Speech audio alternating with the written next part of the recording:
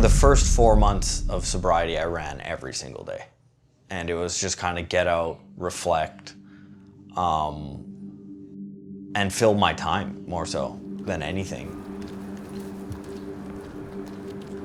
I had tried to be sober before. This was like the third or fourth try, and this time probably would have ended up like every other time if I wouldn't have found running.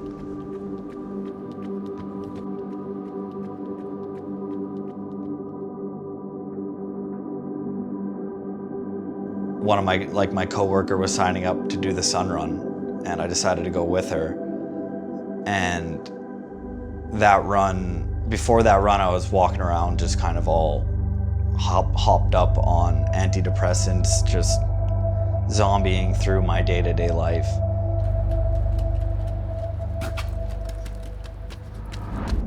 Seven years ago now, I lost my dad to suicide and mental health, and looking back now, it's like a lot of my own personal self-medicating I did, dealing with my own suicidal thoughts and depression, was coping with the loss of my dad from those exact same things. You know, like alcohol was always a big problem for both of us. And the lowest point was kind of just letting a lot of people down and taking more than I was giving. And it had led me to rock bottom in kind of a loss of identity and not knowing who I was and not liking who I was at all. I didn't like the person that I was putting forth to other people. And I had tried to be sober before. This was like the third or fourth try. And this time probably would have ended up like every other time if I wouldn't have found running.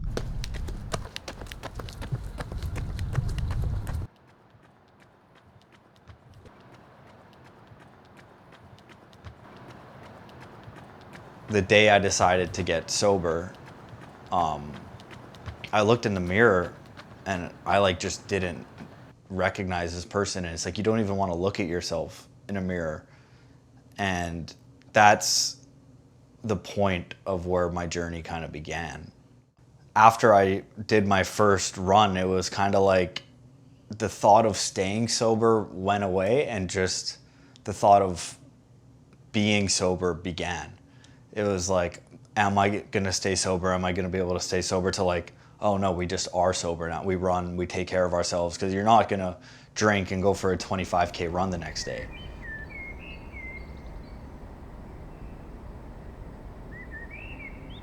That run gave me a feeling of identity and purpose, which led into 1 month later doing the Vancouver BMO half marathon, which 1 month later led into me doing the Vancouver half marathon 10 minutes faster than I had done the BMO half marathon, which led me into signing up for the Edmonton marathon. And before I knew it, I had gone 4 months of running every single day and not having a drop of alcohol for 4 months.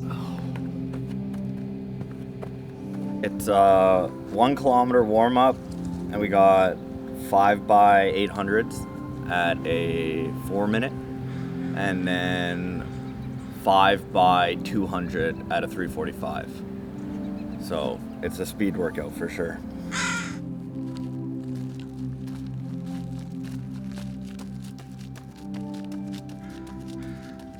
So this season's run training has started like way earlier than any other run season, just because there's 4 big races on the year. We got Sun Run 10K, BMO half marathon, Vancouver half marathon, and then the Edmonton marathon. Track, man.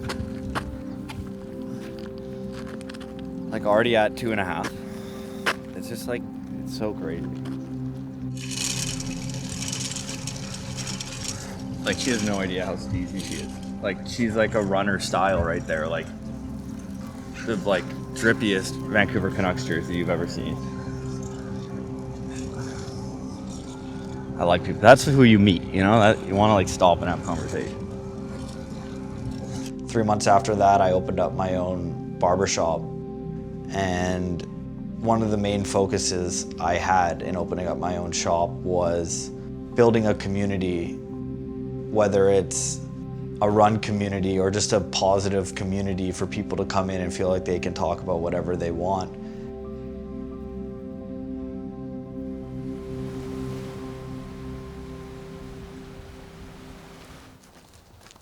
Every single day I come into work, I just can't believe I get paid to do what I do. Like, I get to hang out with 8 to 10 friends a day, cut their hair, and get to know their life story. And similarly to friends that you have in your own life, like, we're all going through stuff. So I feel like I'm going through whatever my client's going through during a 45-minute haircut. Yeah, so Remen 282 is a charity run that I started 2 years ago where we run 282 kilometers in the month of November. Every month throughout the year in Canada, we lose 282 men to suicide. So we decided to start the Remen 282 November project as we run a kilometer for every man we lose in a month to suicide. And without asking anyone else to sign up, it was just Jake and I in our Strava group. The next day we checked and we had like 30 people signed up to not only raise money and run kilometers, but also to help us raise awareness for men's suicide and men's mental health in Canada. You guys gotta come up here. Even if it's starting with, telling someone that run hurt, that might make you open up more about what hurts. Even if it's, you never had anyone to tell that to in the first place, but now you might have someone that's like, oh, that run sucked. Oh, I had a bad day at work. I'm actually not feeling too great lately. The running can help open up someone so much more to a community.